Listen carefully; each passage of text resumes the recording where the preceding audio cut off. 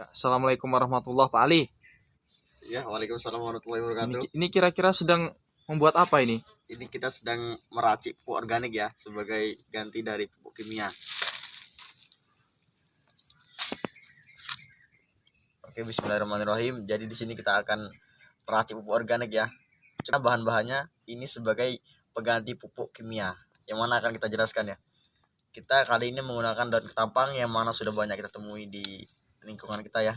Jadi daun ketapang ini dari beberapa hasil penelitian dia mengandung unsur N dan P, yang mana itu terdapat dalam pupuk urea, nitrogen, dan fosfor ya.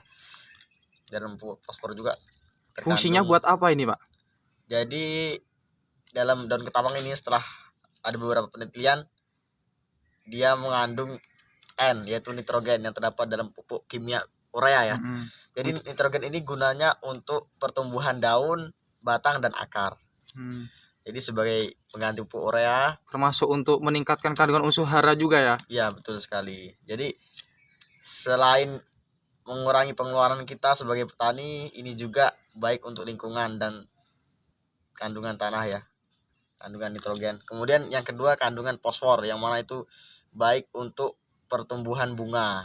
Jadi kita tidak usah membeli pupuk kimia, dengan daun ketapang saja kita sudah bisa meningkatkan unsur hara dalam tanah.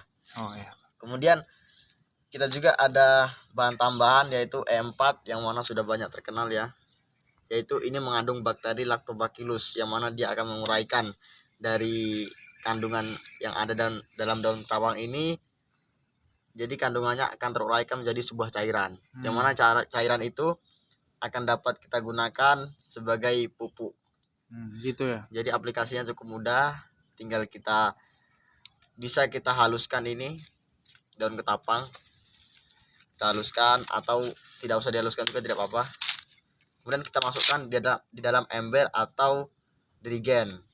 Kemudian kita tambahkan dalam 1 liter, kita tambahkan 100 ml D4 sebagai bakteri pengurai.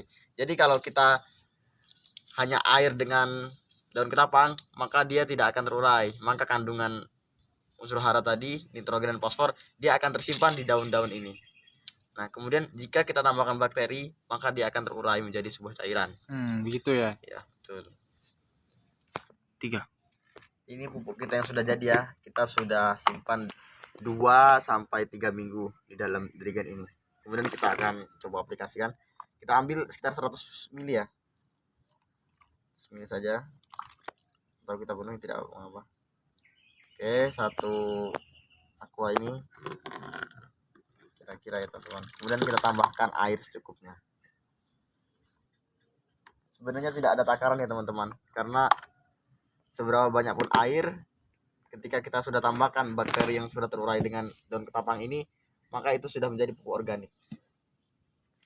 Dan manfaatnya pun begitu besar ya teman-teman. Oke, kita coba aplikasikan kepada tanaman. Cara penggunaannya cukup mudah, kita siramkan saja. Cukup seminggu sekali ya teman-teman.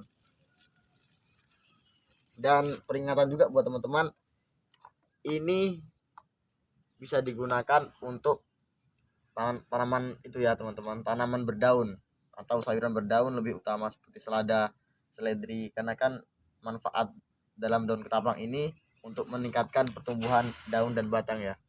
Jadi kalau untuk tanaman seperti kacang tanah itu kurang cocok teman-teman. Dia hanya bisa digunakan ketika awal pertumbuhan, tapi ketika sudah mulai memasuki masa berbunga, itu saran saya lebih baik jangan digunakan, karena dia akan meningkatkan pertumbuhan daun dan buah yang di dalamnya pun akan mengecil ya teman-teman. Begitu. Ya, baik. Terima kasih Pak Ali atas informasi dan ilmu yang telah diberikan. Kita nantinya akan sharing-sharing lagi ya Pak Ali ya.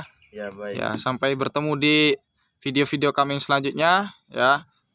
Kita akhiri. Wassalamualaikum warahmatullahi wabarakatuh. Waalaikumsalam warahmatullahi wabarakatuh.